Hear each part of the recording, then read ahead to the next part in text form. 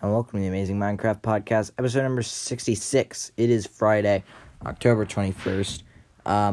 So a lot has happened, actually. Sorta. So what I have been doing is I've been grinding kills on my final destination as usual.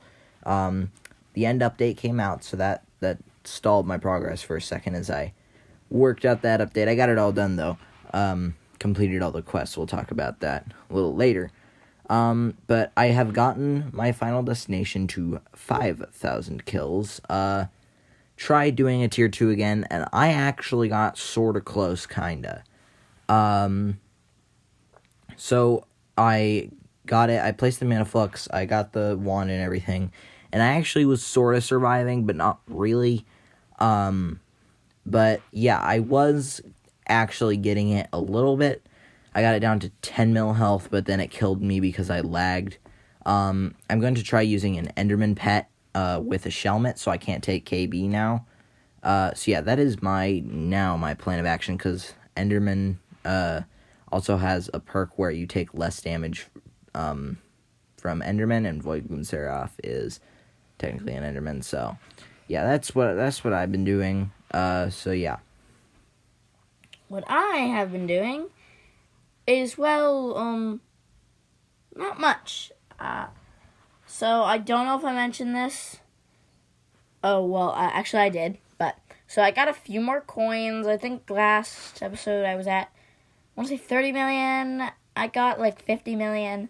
Bought Necron again, and now I'm working on ranking it up. Not ranking it, but getting it better so that it's better than my Shadow Assassin. I'll take a little bit.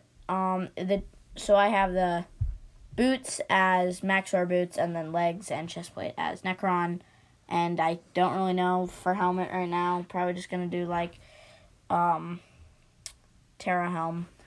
But the chestplate and leggings have Last Stand 5.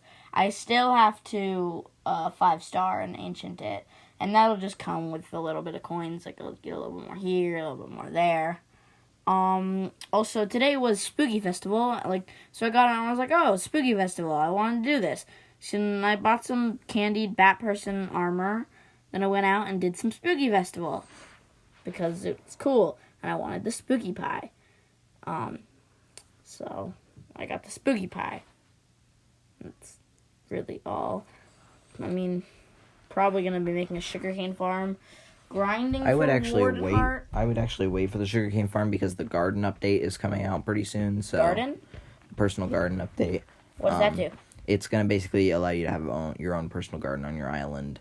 So it's gonna be by personal garden? like basically an area just where you can build farms, or already have farms. I'm not exactly sure on the reason for it, but yeah. Or like an area like a warp portal kind of thing that like warps you to an area. Yeah, kind of like that.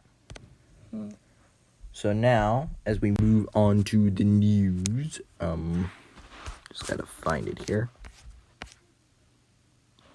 Okay, let's see, I'm just gonna keep... Okay, so this is an update for both early and late game players. The first thing is the Kuudra revamp. So now basically, instead of there being just a shop in the middle and buying little perks, now there's like basically 4 different perk routes. So basically, it's here. I'll read them. First one is Cannoneer, which is perfect for protecting your teammates from the tentacles and dealing with the flying things like dropship. Crowd control is if your party is struggling with waves of monsters. Someone should be taking this. Basically allows them to clear out all the mobs faster. Strategist is you can basically get all the objectives done faster, because the objectives are basically killing the tentacles to get supplies, then building a ballista to shoot Kuudra with, and then loading and firing the ballista to kill Kuudra. And support is if you're if basically it's just kind of an all around support role. If you choose a route, you have to stick with it for the whole of the boss. In each route, it's kind of like a I don't know what you call it, but like a skill tree, I guess, where you can level up all the perks there. here is another list of changes. There's now a wave system going all the way up to 100. There's no reward for seeing all the waves. It is more of a soft difficulty mechanic. The longer you take, the harder it gets. The goal isn't to kill the tentacles anymore, but it can sometimes be useful to help your teammates collect supplies. You need a lava rod to do some of the objectives, but you can buy one in the shop. You also need a pickaxe in higher tiers. You can purchase a personal shop to have it in your hotbar for quick access. You can now access the shop while you are dead. The entrance fees are moved, but the free chest now has much less loot. Paid chests contain way more crimson essence, though. The price of keys has went up a lot in the emissary shops, and hollow armor is now released, along with a few other items that were locked behind higher tiers of the fight. Note, Infernal Tier or Tier 5 isn't available yet, but you can expect it to release in the very near future. For the End Island, there is now the Lone Adventurer. Thanks to many community members, this lost adventurer has found its way to the End Island. He will teach new players what he learned from this island and even reward them with new items. Ender Armor changes. Ender Armor is now soulbound. Ender Armor drop rate is now increased to 1%. Added 4 new pieces of equipment: Ender Cloak, which is dropped from Watchers; Ender Necklace, which is dropped from Endermen; Ender Belt, which is dropped from Obsidian Defenders; and Ender Gloves, which is dropped from Shiny Blocks. They're now called Ender Nodes, which have a chance to either drop like Enchanted Obsidian or Endstone. They can either drop XP bottles, or they can basically turn into a nest of Endermites, which you can kill to get Might Gel, which are crucial for a lot of the crafting recipes in this update.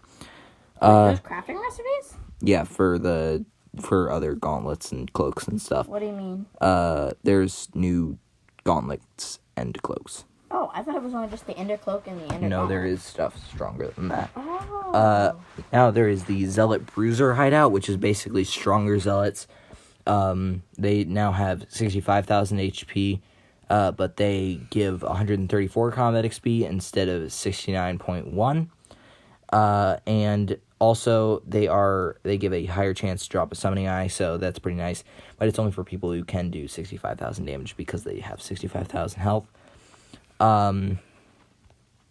Draconic Altar is now a thing where basically you can now sacrifice most of the items on the island, such as dragon gear, ender armor, and more. The main purpose is to obtain dragon essence, but sometimes the altar grants you secondary rewards.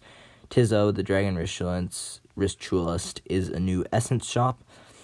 He only uses dragon essence, and it's mainly just stuff on the end. Some of the examples is One Punch, which basically adds a little extra damage to the end of your hit. Greater chance to spawn a superior dragon if you place a summoning eye.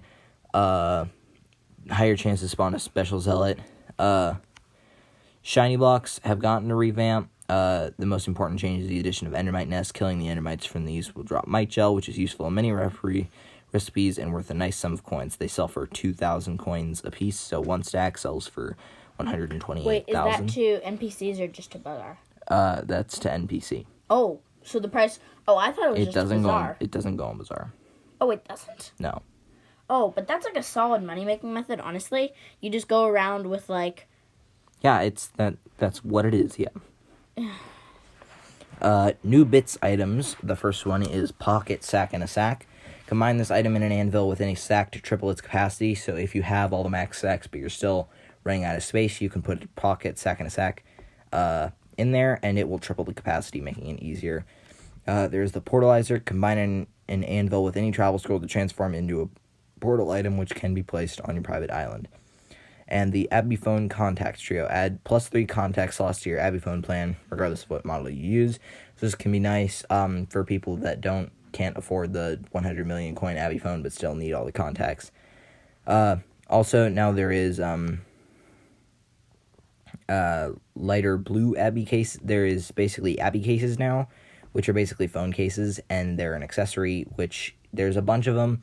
There's blue, red, lighter blue, and I know there's a bunch of other ones, but they all focus on some different skill aspect of the game. Like, one of them is combat, one of them is fishing, one of them is foraging. They also give +1 magical power per 2 contacts on your Abiphone. Ditto Blob. Combine this blob in an anvil with any item, which is a skin skull, and turn it into a decoration block, which you can place on your island. This will be destroyed after use. So yeah. Consume to apply, Matriarch's perfume, consume to apply a pungent smell upon yourself, confusing the matriarch and the Crimson Isle to releasing new pearls. So basically that allows you to get 9 heavy pearls a day instead of 3. Pure black dye and pure white dye are now available as bits items, probably very expensive because they're extremely hard to get. The new Abbey phone contacts are Jacob, Anita, Fearmonger, Joe, Traylene, Mort, Maxwell, Jax, Fred, which is a new NPC in the Dwarven Mines Forge, Rusty, George, Zog, Tia, Elizabeth, Trevor, St. Jerry, Geo, Walter, Shifty, and Plumber Joe. The fast travel menu has been revamped. Instead of just being a block of fast travel, it's now grouped into things. So there's Private Island, Hub, Dungeon Hub, Farming Islands, Park, Gold Mine, Deep Caverns, Dwarven Mines, I don't know what that one is, Spider's Den, and Crimson Isle, and you can click on them to see all their sub-locations. Like in Crimson Isle, you could warp to Smoldering Tomb, or to the Fortress bit, or to, like, the Mage faction place, or the Berserker faction place. Powder changes, moved most buffs to be a percentage extra power, fixed powder buff not perk giving incorrect bonuses, fix the following locations not respecting powder buffs, picking up powder items, daily powder perk, powder rewards from commissions, goblin killer perk, mining events, dark monolith, puzzler, fetcher, bednom, powder gas, and crystal hollows chests, fix chat messages not using the buffed amount of powder, buff dark monolith drop rates and amounts. Front-loaded perk now provides +2 base powder for your first 2,500 orders. Fixed a lot of lore/color inconsistencies. There's a bunch of bug fixes. One of them is the Magma Boss bestiary is removed right now, but will be back after fix. There is some balancing. Also, the Shark Water Orb requires 8 blue shark teeth instead of 16, 16 nurse shark teeth instead of 32, and 12 enchanted shark fins instead of 16. The Winter Water Orb requires 32 hunks of blue ice instead of 16, and 16 green gifts instead of 8. The Water Orb now requires 16 enchanted prismarine instead of 0, or enchanted prismarine crystals, 16 enchanted prismarine shard instead of 32. I'm not even going to pronounce that, and I'm not going to say them either. Easier. Rampart armor is now easier to obtain. Bazaals, blazes, wither skeletons, wither specters, and magma cubes now have much less health than before. The drop rate of the armor pieces is buffed from 0.1 to 0.2% on all of these mobs. The next updates coming will be Garden Update Part 1, Skyblock Levels Follow-Up, and Wizard Portal. That is happening pretty soon in no specific order. Happening moderately soon is Garden Update Part 2, and happening in a little while is Forging Update. So that is the news for this week. There was quite a bit of it. So yeah, that is all. That's pretty cool stuff. It's going to be really helpful for the earlier stages of the earlier stages of the game, because lately all the updates have been focused on late game kind of things. Like Crimson Isle was very late game.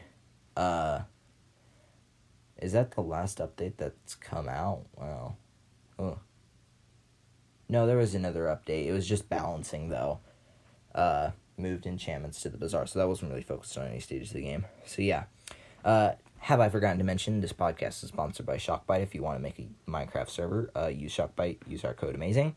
Our code is AMAZING, AMAZING, at checkout to receive 25% off of your order. It's a pretty good deal. 25%. It's not bad if I do say so myself.